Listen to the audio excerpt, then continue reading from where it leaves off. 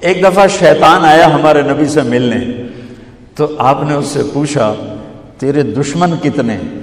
وہ مسلمان جو 24 گھنٹے باوضو رہتا ہے، 5 نمازیں ہیں، 30 روزے ہیں، زکوٰۃ اور حج مالداروں پر ہے۔ نماز ہماری بیس ہے، نماز کے بغیر معاشرے کی بنیاد نہیں بن سکتی۔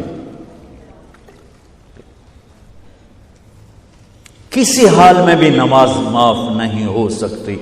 14-15 صدی میں اگر نماز کی گنجائش مجھے نظر آتی ہے تو کربلا کے میدان میں حسینی قافلے کی نظر آتی۔ نہ پڑھو، تلواریں برس رہی ہیں، چند گھڑیاں باقی ہیں گردنوں کے کٹ جانے میں، اب نماز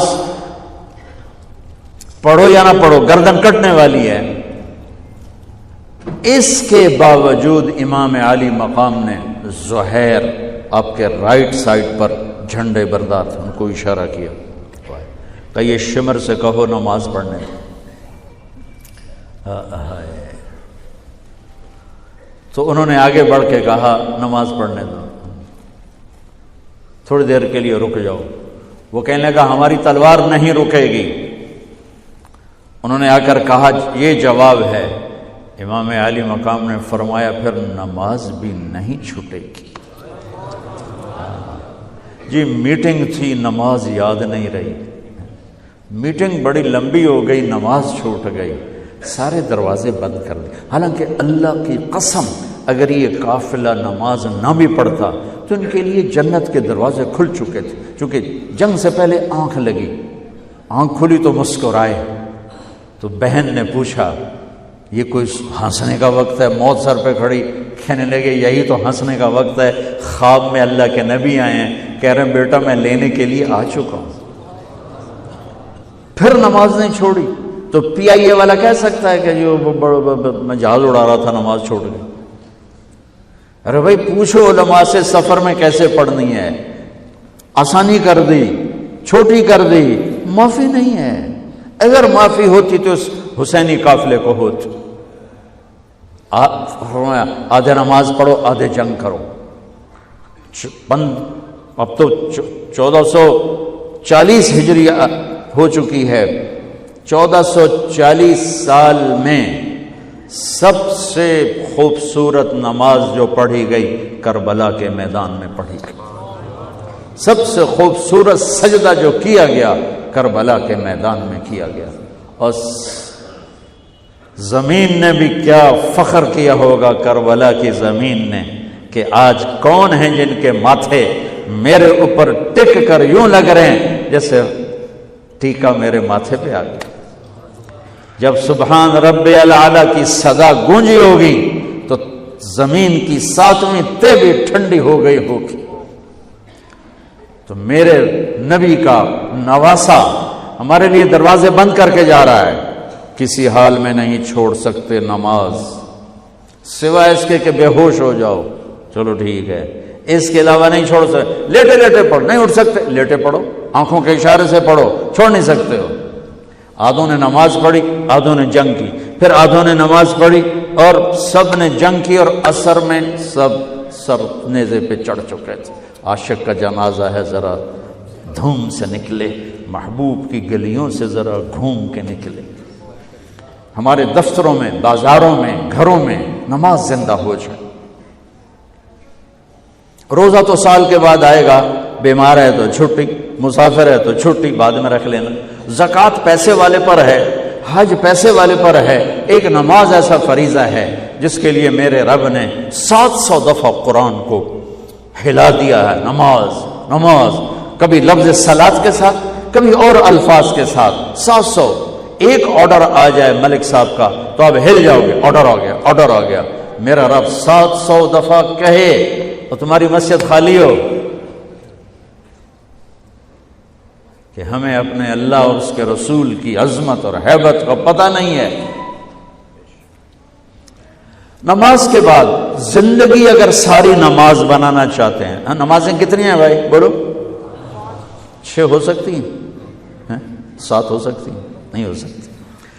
اگر ساری زندگی نماز بنانا چاہتے ہو کہ میری پوری زندگی نماز بن جائے، چاہے میں آفس میں ہوں، چاہے میں جوڑیا بازار میں ہوں، چاہے میں جہاز اڑا رہا ہوں، چاہے کھوتا ریڑی۔ ایک حدیث سناتا ہوں، صرف ایک حدیث، اس ایک حدیث پہ عمل ہو جائے تو ساری زندگی عبادت بن جائے گی، ساری زندگی بندگی بن جائے گی۔ میرے نبی نے فرمایا اربع اذا کانت فیک، کہ میری امت 4 باتیں لے لو۔ میں قربان جاؤں، میرے نبی بڑے بڑے وظیفے نہیں بتاتے تھے، اپنی امت کو مشقت میں ڈالنے سے بچتے تھے،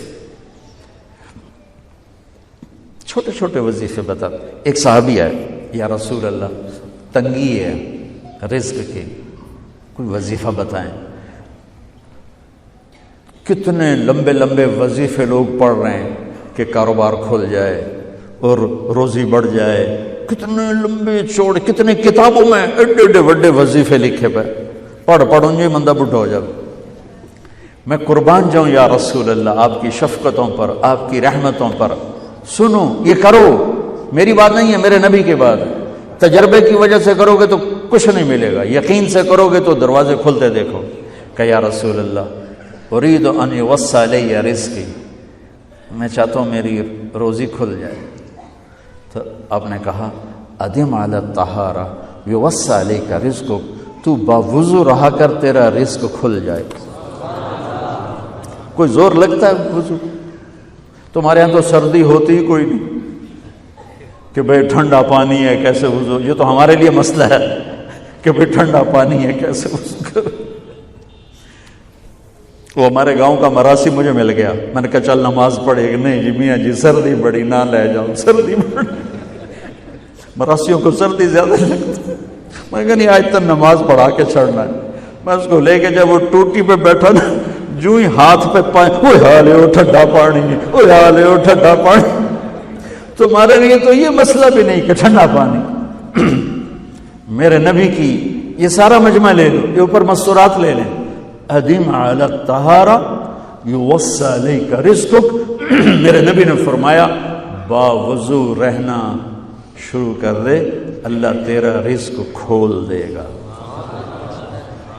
اب یہ اللہ رسول کی آپس کی بات ہے تو میری بات ہوتی تو دیوار پہ مار دو، تجربہ کرو۔ نبی کی بات کو تجربہ کر کے نہیں کرتے، یقین کے ساتھ کرتے ہیں۔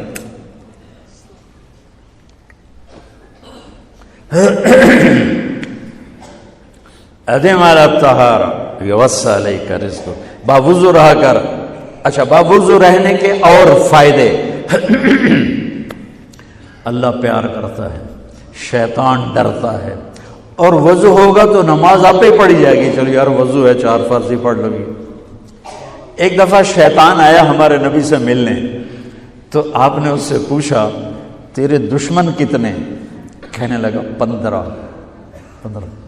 آپ نے فرمایا کون کون ہے؟ کہنے لگا پہلے تو تھوڑا ہی نمبر ہے، پہلا نمبر تو تھوڑے نال میرا لگو ہے۔ پھر کہنے لگا وہ مسلمان جو 24 گھنٹے باوضو رہتا ہے وہ میرا بڑا دشمن ہے۔ جو باوضو رہتا ہے اور باوضو سوتا ہے، ایک فرشتہ اس کے لیے بندگی کا ثواب لکھتا رہتا ہے۔